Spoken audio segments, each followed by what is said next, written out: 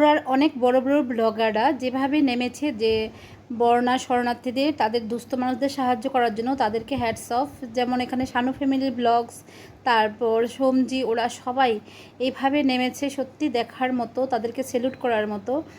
তো চলো ভিডিওটা শুরু করছি।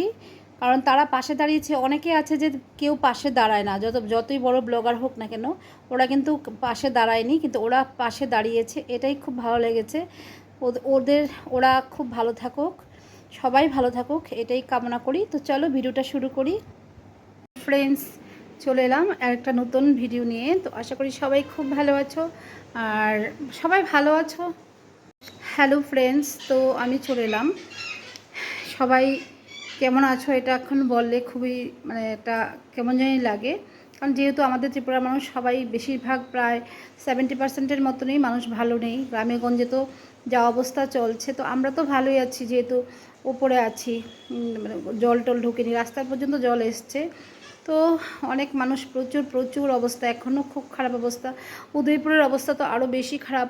এখন আমার একটা একজনকে জিজ্ঞেস করলাম, যে বলেছে কোমর অবধি জল উঠে গেছে উপরে।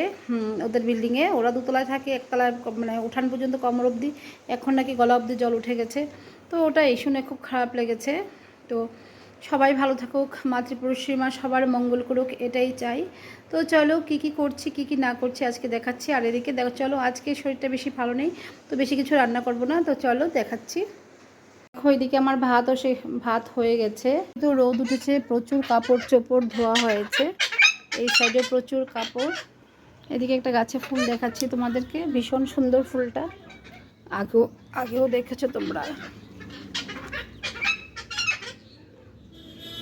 পেয়েছো ফুলটা, ভীষণ ভীষণ সুন্দর। যেটা বলছিলাম, আজকে শরীরটা তেমন বেশি একটা ভালো না, পিঠটা জানি কেন ব্যথা করছে, তার জন্য আজকে শুধু ডাল আর পেঁপে সিদ্ধ বাস আর ডিম সিদ্ধ দিয়েছি। তো এটা দিয়ে আজকে চলবে। তো চলো আমার মাছগুলিকে একটু খাবার দিই আর তোমাদেরকে দেখাচ্ছি কেমন। চলো।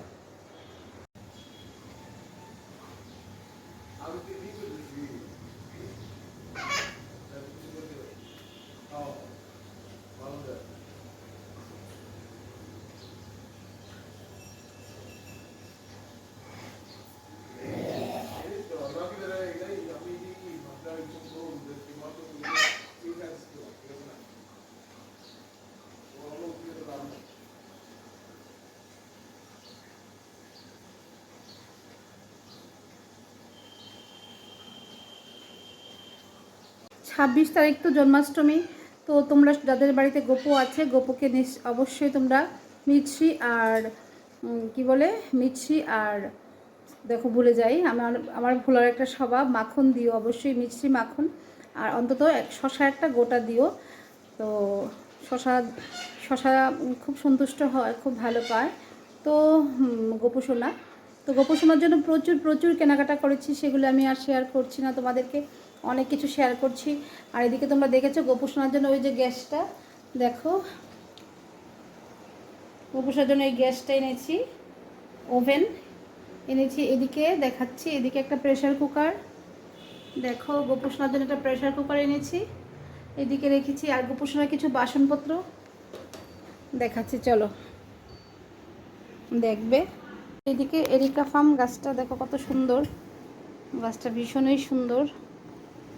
তো এদিকে দেখো গোপুসোনার কিছু বাসন টাসন এনেছি, দুটো কড়াই, তো আছে অনেক কিছু, কিন্তু বক্স খাটের ভেতরে।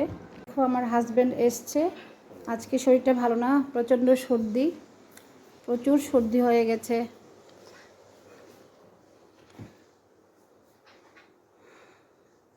সারা রাত্রে শুধু সর্দি ফুঁত চলছে। তো এখন চা খেয়েছে। আলু সেদ্ধ বসিয়ে দিয়েছি, পনির দিয়ে আলুর একটা দম করব। তো চলো রান্নাটা শেয়ার করি একটু। দেখো এদিকে আলুর দম হয়ে যাচ্ছে, পনির দিয়ে একটু কাজুও বেটে দিয়েছি, কাজু বাদাম। তো রান্নাটা শেয়ার করলাম না তোমাদের কাছে। একটু চিনি অবশ্যই দিতে হবে, চিনি দেবে। আদা দিয়েছি, পাঁচফোড়ন সম্ভার দিয়েছি, তারপর জিরে, ধনে গুঁড়ো, টমেটো সব কিছুই দিয়েছি, কাঁচা লঙ্কা। আমার কষানি শেষ, এবার একটু ঝোল দিয়ে দিচ্ছি মিক্সি বাটিতে জল ঢেলে। বেশি জল দেব না, কারণ আলুগুলো তো আমি আগেই সেদ্ধ করে নিয়েছি, তার জন্য একটু মাখো মাখো হবে, এটা একটু মাখো মাখো হবে।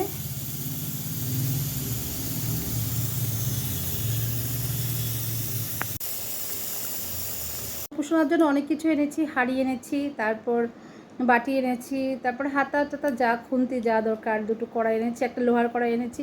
লোহার কড়াইটা কীভাবে ইউজ করবো জানি না, অনেকে বলে লোহার কড়াই নাকি প্রথমে কচু সেদ্ধ দিতে হয়, যে কচু গাছ কচু সেদ্ধ করে তারপর নাকি লোহার কড়াই দিতে হয়।